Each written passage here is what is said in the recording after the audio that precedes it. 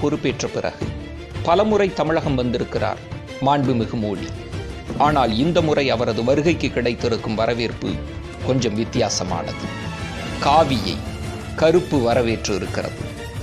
சர்வ வல்லமை பொருந்திய இந்திய பிரதமரால் தமிழகத்தின் சாலைகளில் பயணிக்க முடியாமல் போனது மோடியை பொறுத்தவரை அவரது அரசியல் அத்தியாயத்தின் கரும்புள்ளிகள். எதிர்ப்பை கண்டுகொள்ளாது வான்வழியே பயணித்தாலும் போராட்டத்தின் வீரியத்தை மோடியின் இறுகிய முகமே காட்டிக் கொடுத்தது. தனது ஆருயிர் நண்பராக சொல்லிக் கொள்ளும் ஜெயலலிதாவின் மரணத்திற்கு வந்தபோது கூட கூட்டத்தினரை பார்த்து கையசைத்த மோடியின் சிரித்த முகம் இந்த முறை கடைசி வரை கடுகடுப்பாக இருந்ததை கவனமாக சுட்டி காட்டுகிறார் மூத்த பத்திரிகையாளர் தராசு ஷியாவ்.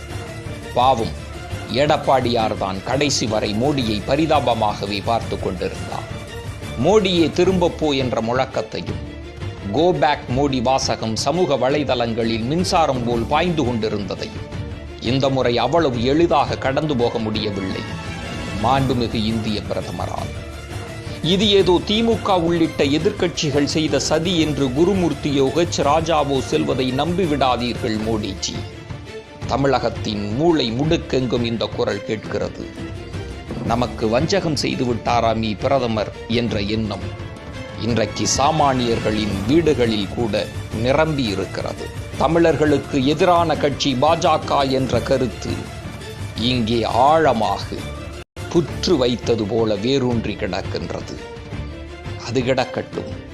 உங்களுக்கு ஆதரவாக பேசுவதாக நினைத்துக் கொள்ளும் டாக்டர் தமிழிசை, ராஜா, நிர்மலா சீதாராமன், SV சேகர் போன்றோரின் பேச்சுக்கள் உங்களை அதல பாதாளத்தில் தள்ளி கொண்டிருக்கிறது.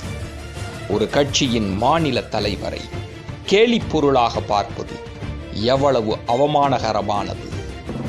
நீட் பிரச்சனை தமிழகத்தை நீட்டாக்கிவிடும் என்றும் பாவிகள் ஆண்ட தமிழகத்தை காவிகள் ஆளக்கூடாதா என்றெல்லாம் டாக்டர் தமிழிசை பேசும்போது பாஜகவிற்கு வாக்களிக்க விரும்புகிறவன் கூட ராஜேந்தருக்கு வாக்களித்து விடும் அபாயம் இருப்பதை உணர்ந்திருக்கிறீர்களா மோடிஜி?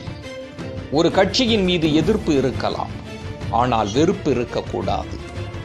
ராஜா ஒவ்வொரு முறை பேசும்போதும் பாஜக பல தலைமுறைக்கு தலையெடுக்க முடியாத சூழல் உருவாகி விடுவதை பார்க்கும்போது இவர்களெல்லாம் வீரமணியின் ஸ்லீப்பர் செல்லோ என்று நினைக்க தோன்றுகிறது.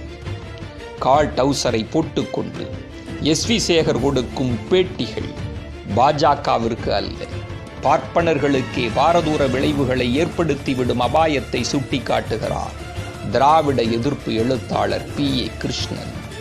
இவைகளெல்லாம் தான் சிறுக சிறுக சேர்ந்து இன்று உங்களுக்கு எதிராக ஊழி தீயாக உருவெடுத்திருக்கிறது. தமிழகம் வித்தியாசமானது மோடிஜி. நீங்கள் நினைப்பது போல இல்லை. தமிழகம் கொஞ்சம் வித்தியாசமானது தான் மோடிஜி. நீங்கள் எல்லோரையும் எடப்பாடி போலவோ பன்னீர்செல்வம் போல எண்ணிவிடக்கூடாது. மாதக்கணக்கில் போராடிய விவசாயிகளை நீங்கள் பார்க்காது பாராமுகம் காட்டியதை தமிழகம் தங்களுக்கு ஏற்பட்ட அவமரியாதையாகவே பார்க்கிறது. நீட்டிற்கு எதிராக அனுப்பப்பட்ட சட்டமன்ற தீர்மானம் எங்கிருக்கிறதென்றே தெரியவில்லை என நிர்மலா சீதாராமன் எகத்தாளமாக சொன்னபோது தமிழகம் தங்களது சுயமரியாதைக்கு ஏற்பட்ட பங்கமாகவே பார்க்கிறது. அனைத்து கட்சியினரும் கூடி உங்களை சந்திக்க வேண்டும் என்ற கோரிக்கை விடுத்த போது அது பற்றி வாய் திறக்காது இருந்ததை தமிழகம் தாங்கள் புறக்கணிக்கப்படுவதாகவே கருதுகிறது.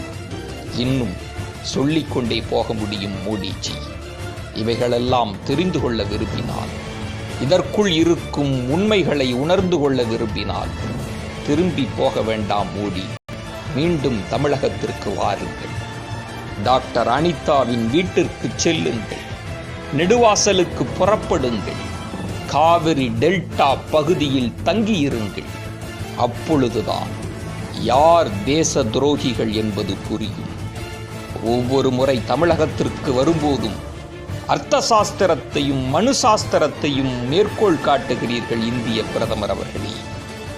மீண்டும் வரும்போது இம்முறை நாங்கள் சிலப்பதிகாரத்தை தருகிறோம். நீதி வழுவியதற்காக உயிரை மாய்த்து கொண்ட மன்னனின் வரலாறு, இந்த மண்ணின் வரலாறு அது. வாருங்கள் மோடிஜி, காவிரி உரிமைக்காக நீதி கேட்கும் தமிழகம் அழைக்கிறது. வாருங்கள் இந்திய பிரதமர் அவர்களே, கருப்பு அழைக்கிறது.